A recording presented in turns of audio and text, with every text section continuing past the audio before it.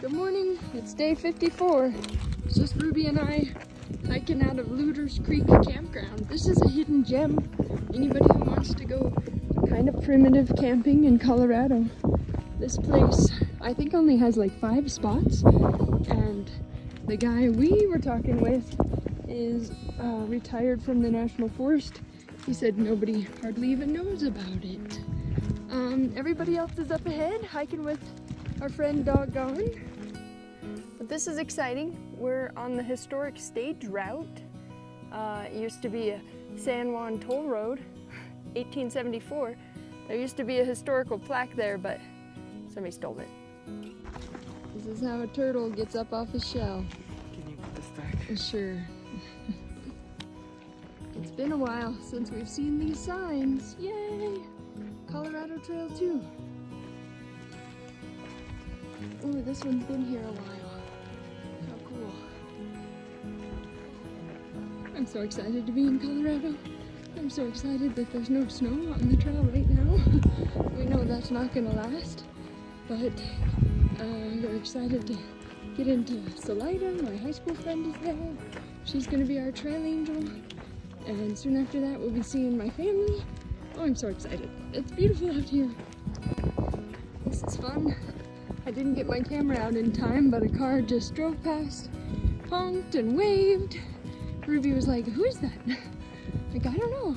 Maybe they just really like hikers. Just looking for a place to camp. Here comes the hail. Oh, yeah. And when it's raining, we can just quick and throw the rain fly on so the inside of the tent doesn't get so wet, and then stake it out. Lucky for us, the hail stopped. The rain has lightened up. Took some maneuvering, but we found 3 spots. And hopefully all these trees are healthy and strong. Summit Trail. Good morning, it's day 55. We camped near Doggone. And we were supposed to leave camp at 7, but everybody had maybe half a liter of water or less. So I went and found a very tiny trickle and spent a half an hour making sure everybody had at least a liter. We've hit snow this morning. Mir found a way to joyfully roll around in the snow until his backpack came off. He sledded on his back and pushed it off. Luckily, it's just patches of snow so far. We had a little bit of hail, a little bit of rain earlier this afternoon, then it stopped. But now we have a 1-mile uphill slog, and it's pouring on us. I wish I was more prepared for this moment so that I knew the names of the peaks all around us. You know? We were just looking at them. Oh. Do you remember the name of the Peak peak? Finder? Yeah, do you remember the name of that peak? Oh, Adam It has starts with peak the O. finder. Yeah, that's Mount Uray. And here's a fence around this very precious piece of wood. It's like Doc Holliday's grave. Yeah. It's an ancient piece of wood. It's a holy grail. Tristan's showing how deep it is. It's so like deep. Tank 7 Creek or something weird like that. Up to the metal. Really, really deep. Pressing the whole thing. Whew, we found camp tonight. Hopefully a safe place to cross. There goes Ruby. Yeah! Found a really cool camp spot tonight. Not using the fire pit, but it's girls' tent area. Tristan's filtering water. There's this beautiful creek. Awesome sunset. And Adam and I's camp. Look how beautiful these aspens are this morning. There's Mir. Tristan's trying to hide. It's day 56. We're hiking with Doggone. He's making his morning video for his family to watch. We've got 21 miles to Monarch Pass. Alright, here's a pretty challenging morning for us. Steep hillside, lots of snow, hard to maneuver. Kaya got her foot so stuck that she had to leave her shoe behind in the hole, and now she can't get it out. So Ruby's gonna help her. Her legs are so so cold! frozen and cold. I have no idea where it is. You can Mir's coming to help.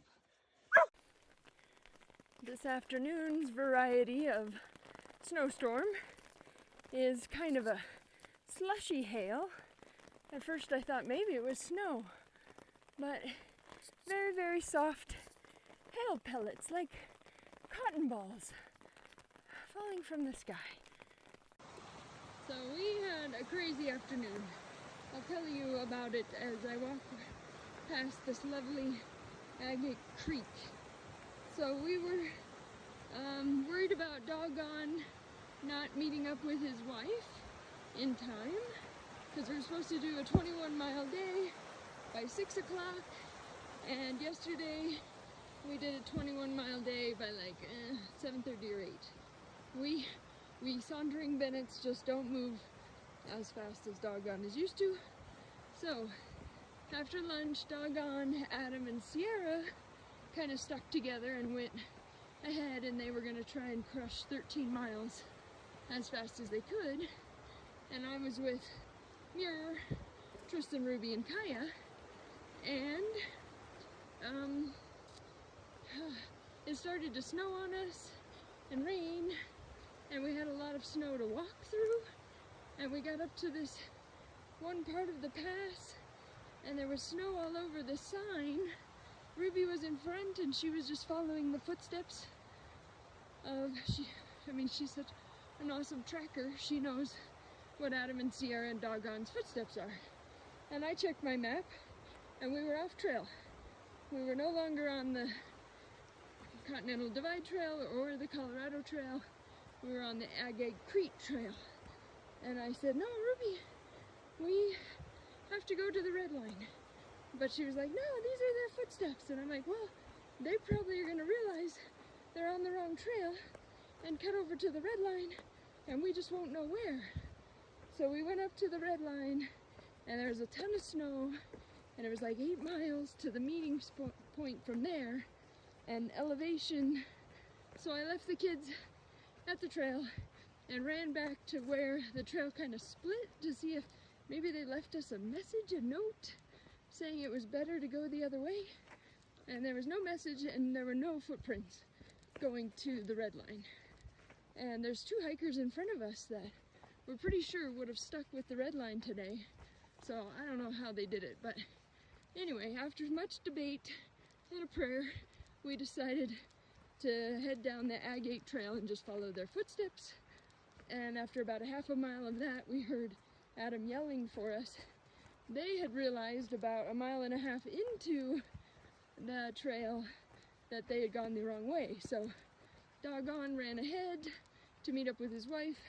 Sierra waited with Adam's pack and he ran back to look for us, all the while knowing that Ruby was following his footsteps and she would know which way to go. So he was right and Ruby was right, and now we're all together and all is well.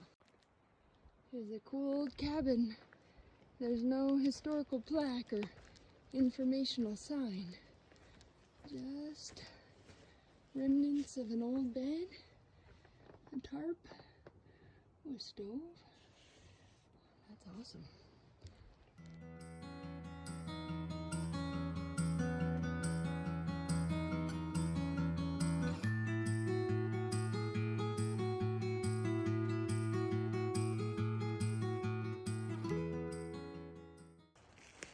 We left my friend Renee's house and the dryer wasn't quite dry. So we laid out all of our clothes. Goodbye, Highway 50. Goodbye, Salida. We're hiking up and out of here. Got our laundry all dry. And apparently we have about 1 mile to go that's very exposed. So we waited till the sun went down. And we'll find a creek and hit big miles tomorrow. Good morning. It's day 58. I should wait until I have caught my breath to make this video. This morning's climb headed straight up. I'm gonna go ahead and let the kids pass me. Woo! Look at this view. The sun's in their eyes. Today we were just looking at the elevation gain and loss. Is about 3,000 up, 4,000 down. And the other day I had just looked at the elevation without really looking about how it was spread out through the day.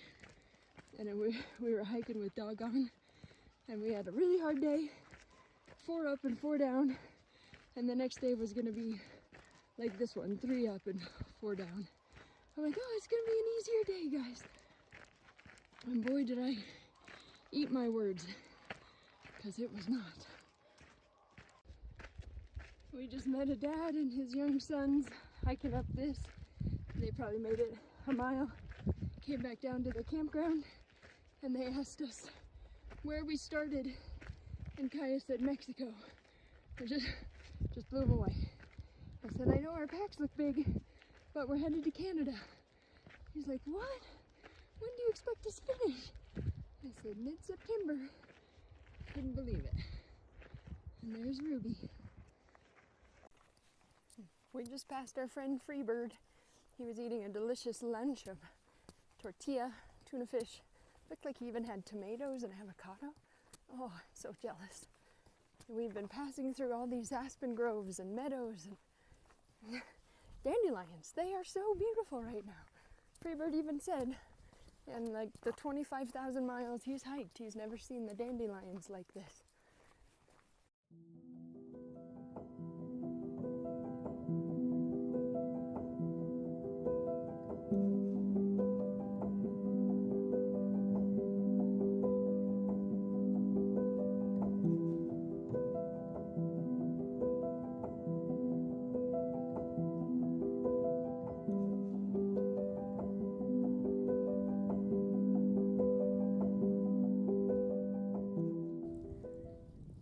Lounging around way too long in this beautiful meadow. Lupine, great views, birds are singing, hikers came by and played ball with me. It's time to pack it up. I forgot to mention that my friend Renee's husband really saved the day when he offered a pair of his old Altras to Kaya, because her shoes that we've been waiting on since Creed have never arrived, and Vask was kind of like, well, just buy another pair of shoes and then, you know, get these that we're going to mail to your grandparents' house. And we had thought about renting a car to go to REI to get Vasks, but there's nowhere to rent a car in Salida. Our friends offered to let us borrow their car, but turns out REI is really far away. So Kaya has an older pair of Altras that she really likes, and now we've got 4 more miles into camp. Freebird walked by and was like, oh, we've traded post-holing in snow and blowdowns in trees to beautiful wildflower fields and vistas of these 14ers all along here, the collegiate peaks. It's absolutely incredible. And he's like, you just have to, well, how did he word it? Just about how, you know, going through what we've been through, how we appreciate a smooth trail, well maintained, so much more, because the snow is hard and the blowdowns are hard, but he's like, it's like somebody comes through here and sweeps it out for us, and every stream or river crossing has a bridge. You just don't find that on the CDT, so we're really loving the Colorado Trail right now. Whoa, check out that view. It feels a little bit like we're in Yosemite looking at Half Dome or something. So cool. And then, like Mount Yale or something, it's the collegiate peaks up there. We made it to the top of this beautiful rise. And now all we can do is line up to take pictures.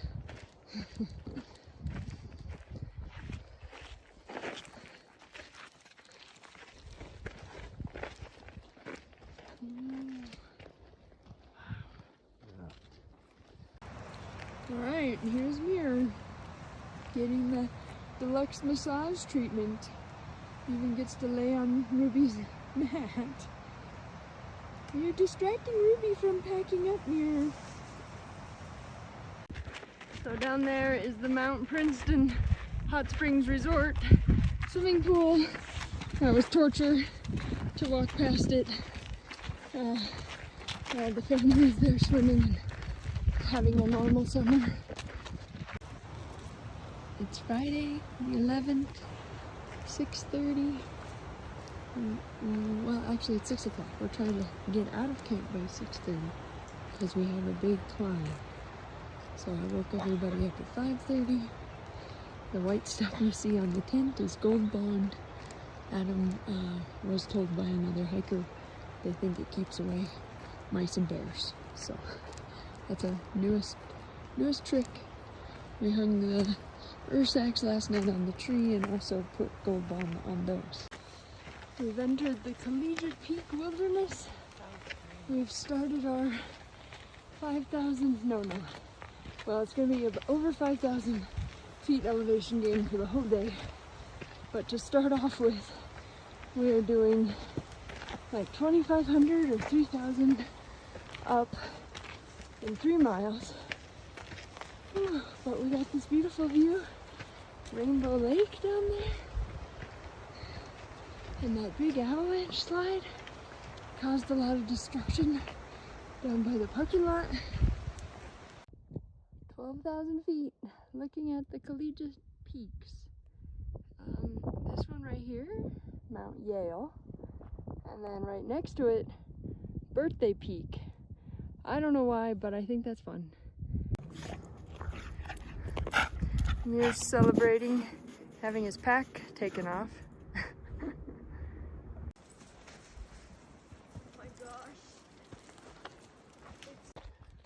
Look at these beautiful little mountain tulip flowers. Some are more purpley, this is more white. There's a whole meadow of them in the sunshine. Oh, we got about 4 miles to camp. We should get there at about 8 o'clock. It's been a rough day. Rough day. Adam's got these big V-shaped red marks on the bottom of his feet. Sounds very, very painful. Poor guy. Good morning. It's Saturday, day 60. Tristan and I are the only ones out of the tent. It's pretty cold this morning. Here we are at Pine Creek, which has a lovely little Niagara Falls waterfall. There were little fish jumping in this beaver pond area last night, and several backpackers across the way all through there, but I don't know if they were thru hikers, and I'm so grateful they left this spot open with 3 tent spots. So the sun's about to hit us. Hopefully we can get out of here by 7, and there's a bridge, yay, and then we'll hit Clear Creek Reservoir about lunchtime and decide whether or not we're hitching into Leadville for resupply or pressing on. Stay tuned. Alright, we're crossing the Clear Creek and headed to the Clear Creek Reservoir, and this is a huge, crazy campground. Huge, crazy campground. So many people. We had a quick little jaunt down this road, and now you can see the faint line of our trail going all the way up that, hot and exposed. Woohoo! I can't get over how beautiful this is. Big aspen groves. Sagebrush actually just suddenly came upon us. We're following this old Jeep trail. Ooh, this is a welcome sight to see on a very hot, hot day. Water. Twin Lakes. Oh, we've got like 0.7 to get down there. And we either rush to the general store in the city of Twin Lakes, the tiny town, I mean, or we jump in the lake. I'm voting for jumping in the lake.